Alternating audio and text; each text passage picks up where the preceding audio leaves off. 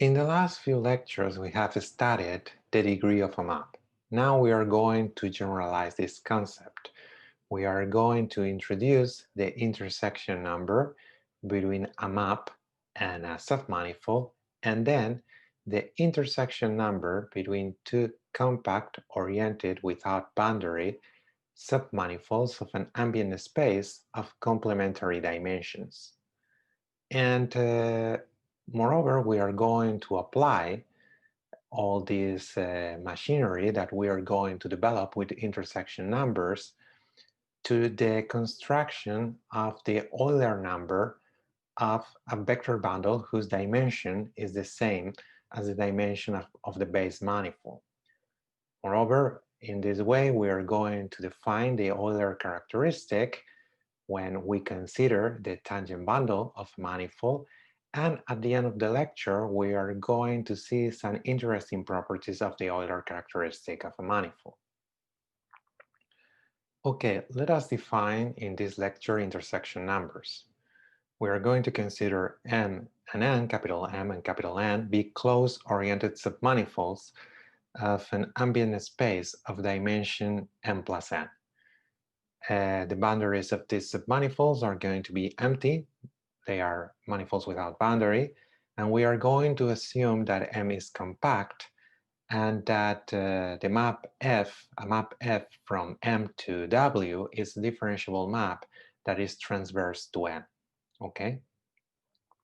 In these conditions, the preimage by F of capital N is going to be indeed a submanifold of M whose codimension is equal to the codimension of capital M in W. That codimension is M, and so since this is the dimension of capital M, in particular we get that the preimage of N has dimension 0. It is a compact set because M is compact. This is closed and it is a closed subset of a compact set, so it's compact. It is a compact submanifold of dimension 0, so a finite number of points. Okay, and we say that one of these points is of positive type if this map over here preserves orientation. Okay, the differential of f at the point x is a map from the tangent space of M at x to the tangent space of W at the point f of x. And here we have the natural projection. The transversality condition implies that the composition is indeed an isomorphism.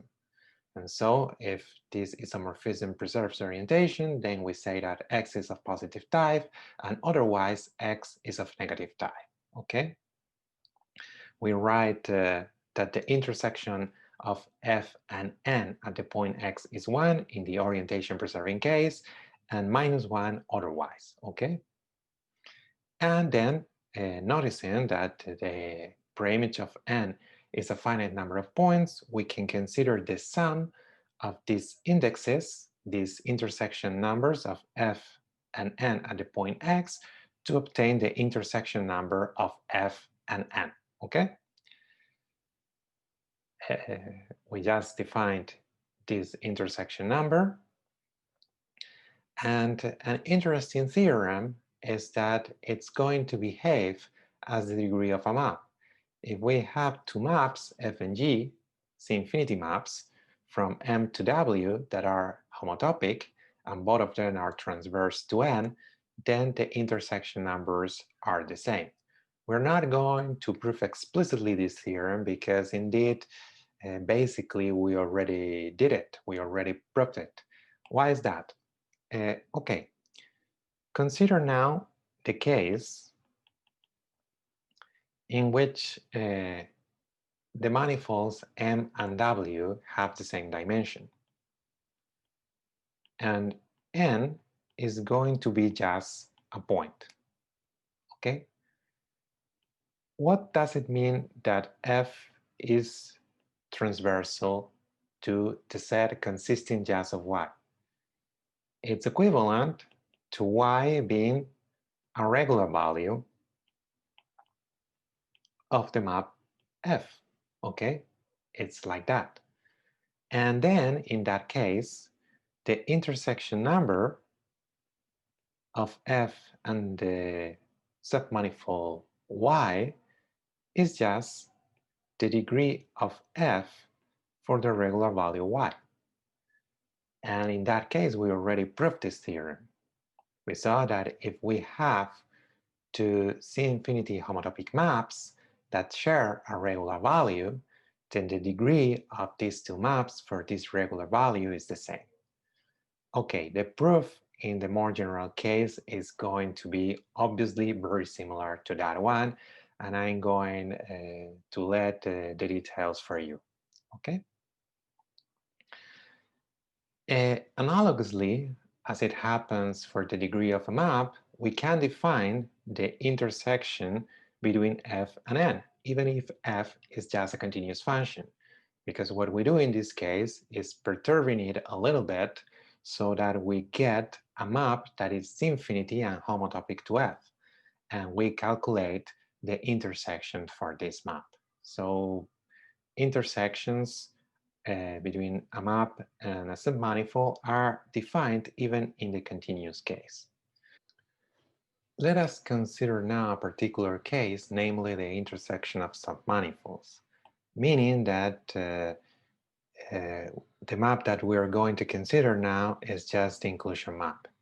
So we define the intersection number of n and m as the intersection number of the inclusion from m to w and n, okay?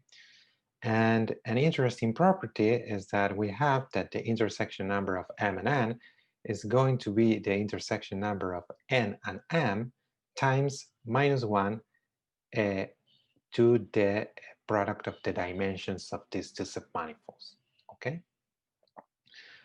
So let's see why is this. Consider a point x where this is a point where the two manifolds m and n intersect transversally. Okay. And now we are going to consider B. B is going to be B is a base of the tangent space of M at X that has the right orientation, has the orientation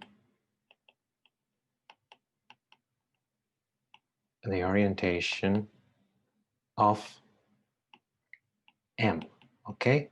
Now consider B prime, which is a base of the same type, but for the tangent space of N at X, okay? Has the orientation of M.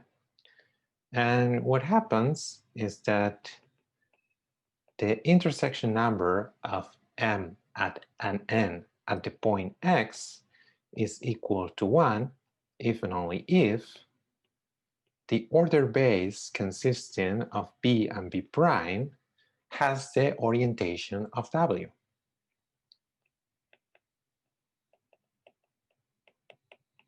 And it's minus 1 if it has the opposite orientation. But what happens if we just consider the intersection number of n and m? We just have to permute these bases. And in order to put these vectors first and the vectors of B last, we have to do m times n transpositions. And so that means that if this intersection number is 1, then the intersection number that we get when we consider the intersection number of n and m at the point x is going to be minus 1 to the m times n. And if this is minus 1, it's going to be minus 1 times minus 1 to the m times n. So what we get is that as a consequence, okay, the relation between these intersection numbers is this one, and then by summing these numbers, we get the result that we want. So these numbers, in general, they're not the same, of course, except if they're opposite, except if m times n is even, in which case they are the same. Okay, an interesting property that we have is that when we consider the intersection number between a map and a submanifold, is that if this map is homotopic to a map whose image does not contain any point of the submanifold n, then clearly the intersection number is 0. And this happens because we already saw that this intersection number is a homotopy invariant. So the intersection of f and n, this intersection number, is going to be equal to the intersection number of g and n. But since n does not intersect the image of g, this is clearly 0. G is clearly transversal to n because the image of g does not intersect n, and since the preimage of n is the empty set, this intersection number is 0. Okay, in particular, here it should be nm, okay, but in particular, if we consider the intersection of two closed submanifolds of complementary dimension and M is compact, this intersection is 0 because we can perturb M so that it does not intersect N. For instance, if we have something like this as N and something like this as M, we can deform it, for instance, by using a contraction so that M is very close to being a point, or at least it has very small diameter, and then we move it to the neighborhood of a point that is not in N. So something like this. That could be a perturbation of M. And since M and M hat are homotopic, the intersection number of N and M and of N and M hat are the same, but the second one is clearly 0. So in this particular case, when M is compact, this intersection number is always 0. Okay, we saw in the previous slide that if we have a map from M to W, which is homotopic to a map whose image does not contain any point of N, then the intersection number of F and N is equal to 0. An interesting question is whether the reciprocal of this result is true. In other words, if we have that the intersection number of F and N is 0, does it imply that F is homotopic to a map whose image does not intersect N? And the answer is no. In this case, we consider the intersection of two submanifolds, so this map over here is an inclusion. And in the picture, it's clear that we cannot deform these two circles in a way in which they become disjoint. Okay, but if we calculate now the intersection number, okay, what we have is that there are 2 points in the intersection. Let's call this point X and this another point Y. And the intersection there in both these points is transversal. So the intersection of M and N is going to be the intersection of M and N, the intersection number at the point X, plus the intersection number of M and N at the point Y. Okay, now we see that from going to this vector to this vector, we have to go in a clockwise sense. So the base consisting of the tangent space of a tangent vector of M like that, and a tangent vector of N with that orientation is going to be, it's going to have orientation -1, okay?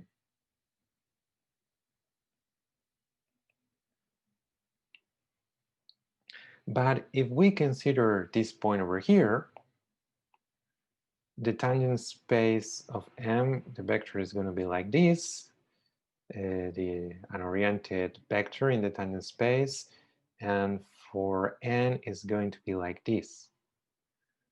And when we go from the first to the second, we are going in anti-clockwise sense. It looks clockwise, but we are looking at it from the wrong side. So this is equal to 1. And so the sum is 0. So the intersection number of m and n is equal to 0, but we cannot deform neither m nor n so that these two submanifolds do not intersect. Now let us study the Euler number of vector bundle. So consider psi an oriented vector bundle of dimension n over a compact oriented manifold of the same dimension. And then we define the Euler number as the self-intersection of the zero section in the total space of our vector bundle. This is possible because the sum of the dimensions of these two submanifolds, which are of course the same, is 2 times m, which is the dimension of the total space. Okay, this is the reason we are requiring that the dimension of the vector bundle is the same as the dimension of m. Okay. Now we want to calculate this Euler number, and one way is considering a section x of our vector bundle that is transverse to m. Indeed, the Euler number is the intersection of the zero section that we can write like this now with itself, that we are going to write like this. But why we are using this notation? Because if we have any other section, if S is a section of psi, then there is a homotopy between S and the zero section. Indeed, the homotopy is just T times S, where T belongs to 0, 1. When T is 0, we get the zero section, and when T is 1, we get S. So in particular, this implies that the Euler number is equal to the intersection number of any section of our vector bundle with M. Obviously, it's going to be easier to do the calculations if we consider a section that is transverse to this zero section, okay? In that case, when we have transversality, we consider a point x0 that is where this section vanishes, okay? And we consider phi u an oriented vector bundle chart of our vector bundle. Of course, x0 is going to be a point of u. We have this map f0, okay, which is just our section. Okay, first, sorry, we have the map X, which is just our section. Then we use the vector bundle chart, the oriented vector bundle chart, to have a map between the restriction of the vector bundle to U and U times Rn, and then we project in the second component. Okay? Then in this way, we have a map between an open subset of our manifold M and Rn. These two manifolds over here, in the ends, are of the same dimension. And what we can see just by applying the definitions is that the intersection number of x and m at x0 is just the degree of f0 at x0. Here we have an orientation because m is oriented, and here we just consider the standard orientation of Rn, okay? And if in particular we have that U is a subset of Rn, and we are considering the standard orientation in Rn, This is just the sign of the Jacobian matrix at x0, okay? If the determinant is positive, it preserves orientation and the sign is 1. And if it reverses orientation, the determinant is negative and the sign is -1, okay? And what we get in this way is that the Euler number is going to be, of course, the self-intersection of M that we can calculate by using a transverse section, because the transversality is used over here to guarantee that indeed this map is indeed an isomorphism, a linear isomorphism. So, and for every point in the intersection, okay, there are going to be, because of the transversality, finitely many. We build a map Fi analogous to F0, and we calculate these degrees, and the sum of these degrees is just the self-intersection of M, or in other words, the Euler characteristic of our vector bundle, okay? In particular, if our section has no zeros, then the Euler characteristic of the vector bundle is equal to 0. We can consider now the situation in which the vector bundle is the tangent bundle. This is a vector bundle whose dimension is equal to the dimension of the manifold M. So it fits in our setting, and we can calculate the Euler number of the tangent bundle. This invariant gets a special name. It's called the Euler characteristic of our manifold. And it is well defined even if M is non-orientable. Okay, what happens is that there exists, the tangent bundle psi is going to be, it's going to have a projection, a total space, and the base space. And there exists a short exact sequence. Here we get a tangent bundle. Here we get the restriction to M of the tangent bundle to the total space.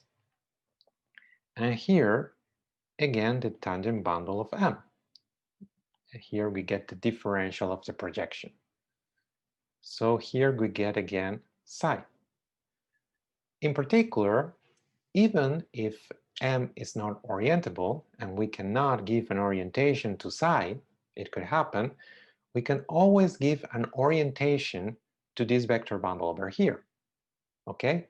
Because if we consider, let's say, if we consider a small, for instance, a ball in the neighborhood of a point, we consider an orientation for the tangent space of M and the same orientation here, and that's going to define an orientation here.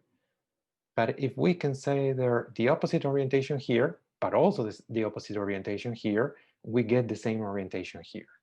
So the restriction of the tangent space of E to M is orientable. Indeed, the tangent space of E is orientable because the fibers of the vector bundle are contractible, and it is easy to extend this orientation to the whole tangent space of E.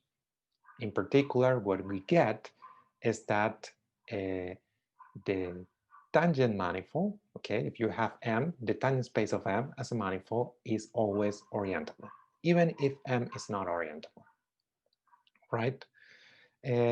So the index, it's going to be well defined. If you consider, for instance, a point, let's say X, which is a singularity of X, okay, what happens is that we can consider B is a base of the tangent space of M at that point with the orientation of M. Let us assume for a second that M is oriented.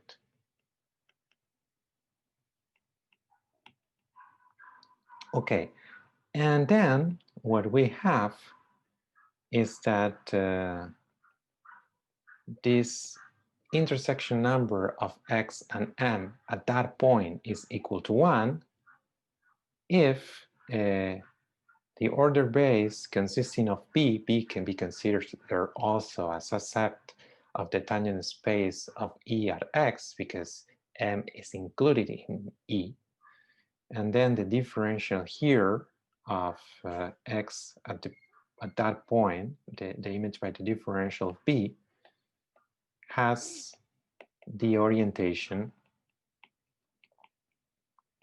of E, okay? But now, notice that this orientation is well defined even in the non-orientable case, okay?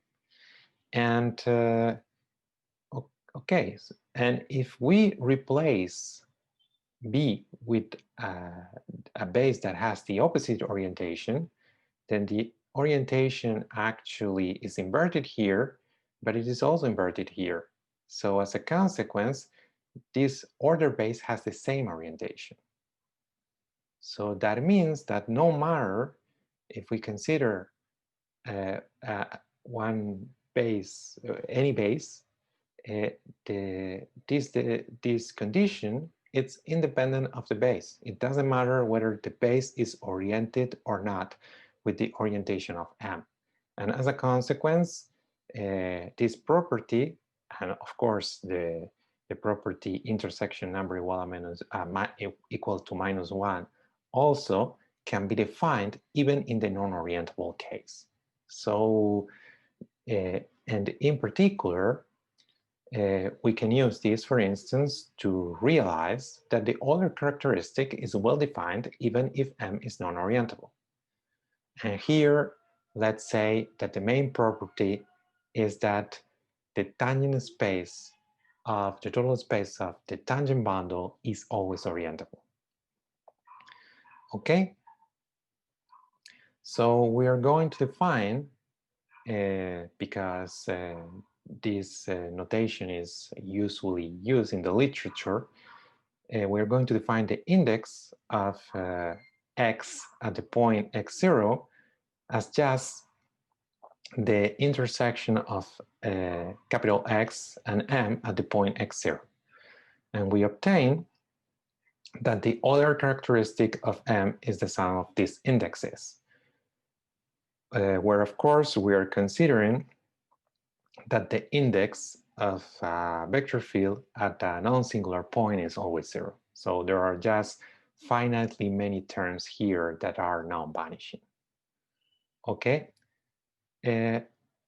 this invariant over here, the index, is an invariant under diffeomorphisms. This is very simple for diffeomorphisms that preserve orientation. Okay, I am going to let you the details, but it's also true for diffeomorphisms that reverse orientation.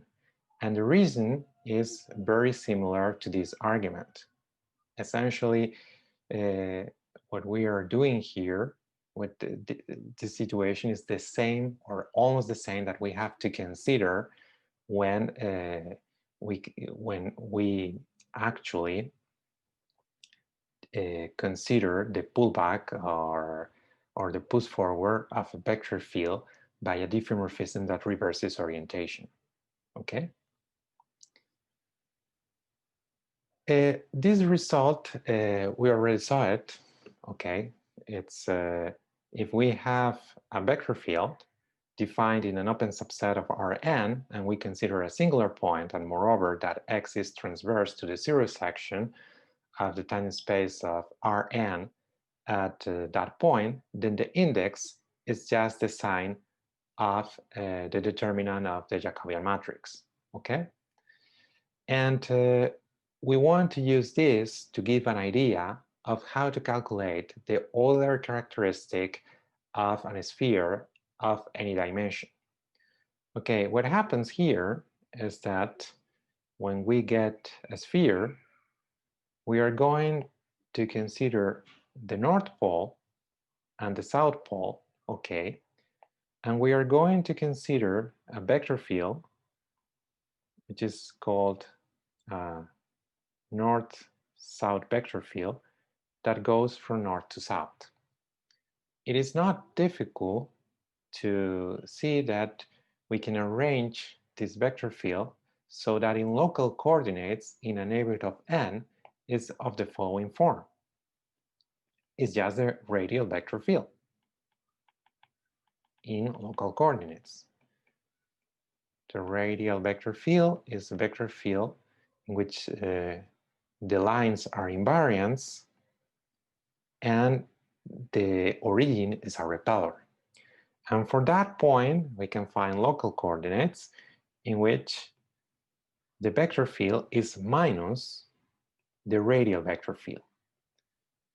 Again, the lines are invariant, but now our point is an attractor. When time goes to infinity, the solutions tend to the origin.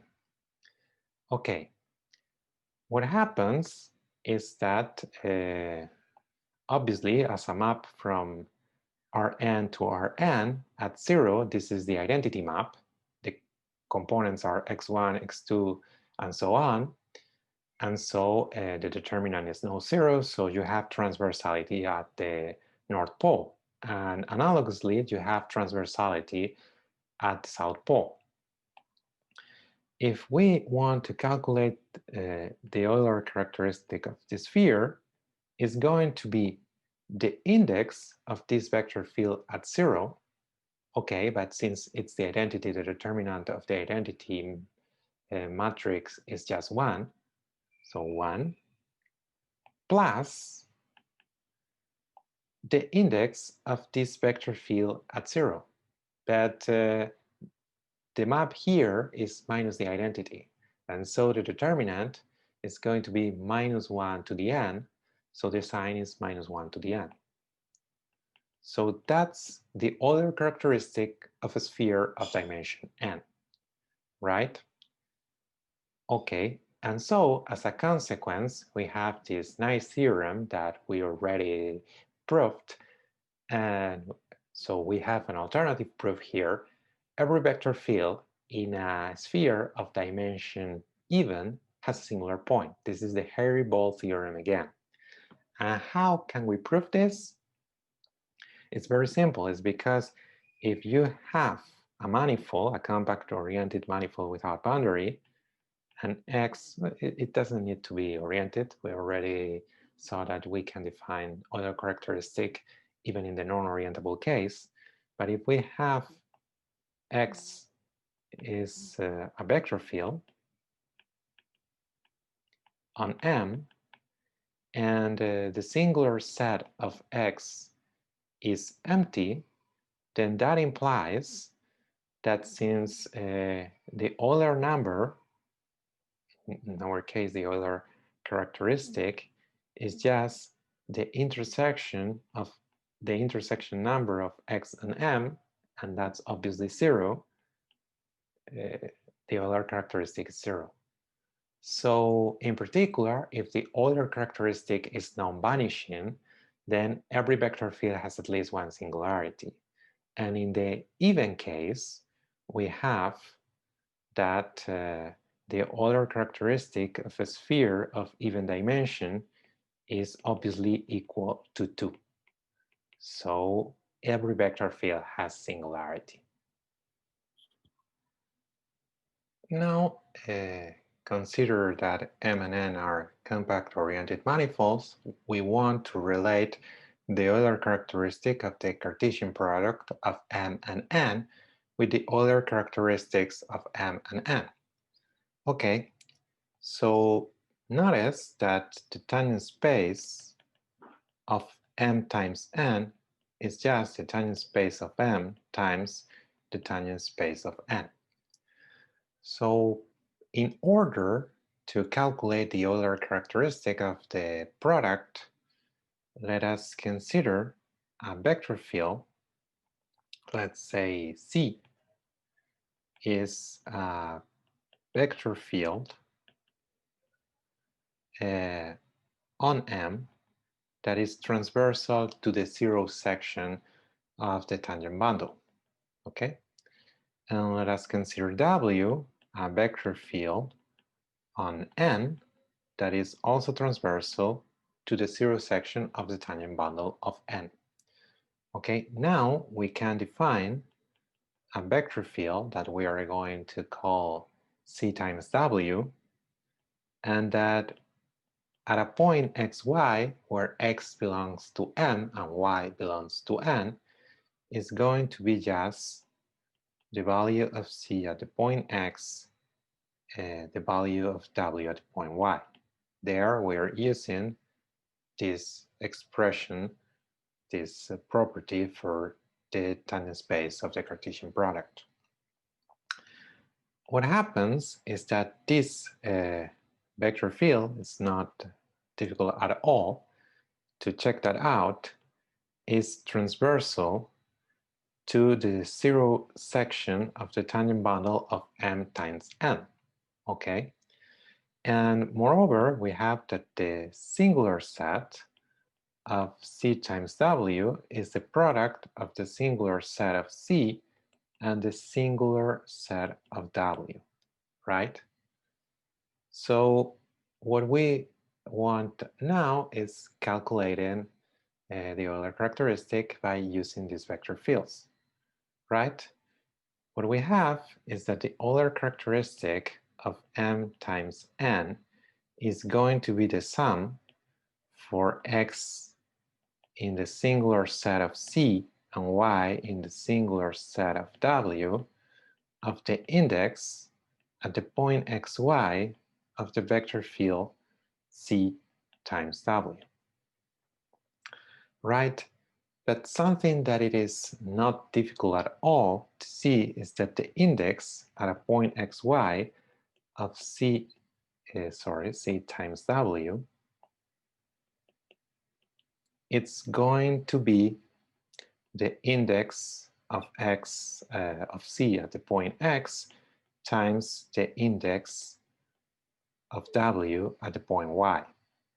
If you use the lemma that we saw to calculate the index by knowing the local expression of the vector field, this is more or less obvious, because what we're going to have is that the differential of this vector field at xy is going to be a block diagonal matrix. One of the blocks is going to be the differential of C, the other the differential of W, and it is obvious that the determinant of such a matrix is 1 if both the matrices associated to C and W have determinant 1, or both of them have determinant -1. So we have this property in particular. This is the sum for x that belongs to the singular set of C and y that belongs to the singular set of W of the product of the indexes of C at x and of W at y. And of course, this is just the sum for x in the singular set of C of the indexes of C at x times the sum for y that belongs to the singular set of W of the indexes of W at y. And this is just the product of the Euler characteristics. So we get what we wanted. The Euler characteristic, of the product is going to be the product of the Euler characteristics.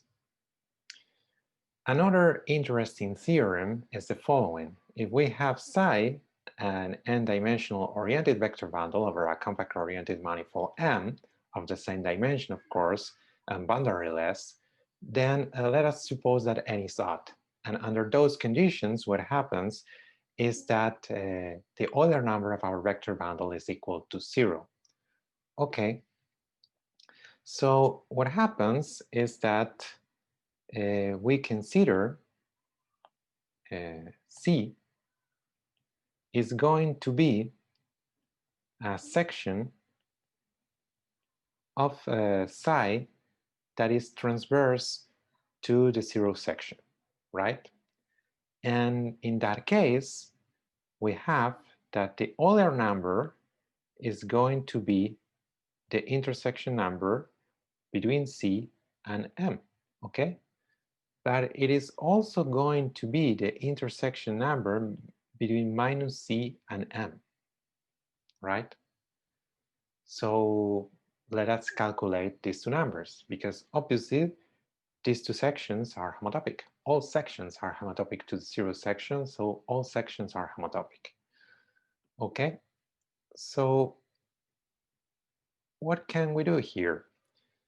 What happens is that if actually the value of c at a point x is 0, then we can calculate this intersection number at the point x, and it's going to be equal to 1 if, here we have our section. Let's call this point another thing, for instance, w, okay, and here w. Okay, so this intersection number is going to be equal to 1 if the base consisting of b, what is b? B is a base of the tangent space of M at X with the orientation of M, with the right orientation. So this is going to be equal to 1 if the base consisting of B and the image by the differential of X at W of B, okay, has the orientation of the total space. But if you replace, sorry, here should be C.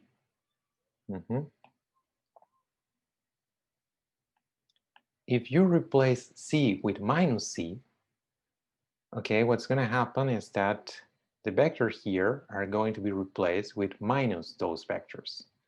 And in particular, what we get is that by replacing C with minus C, the orientation of this base is multiplied by minus 1 to the n.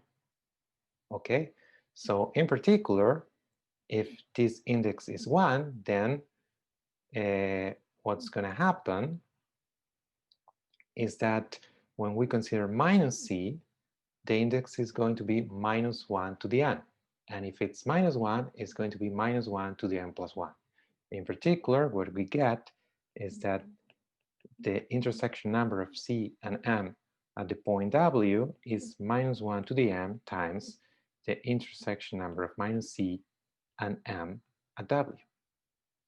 Okay, and summing over all the points w that are zeros of c, we get that this is going to be minus 1 to the m times the intersection number of c and m. Okay, but since this intersection number is equal to this one, in particular, if n is odd, we get that the only possibility is that it is 0. Okay, if n is odd, then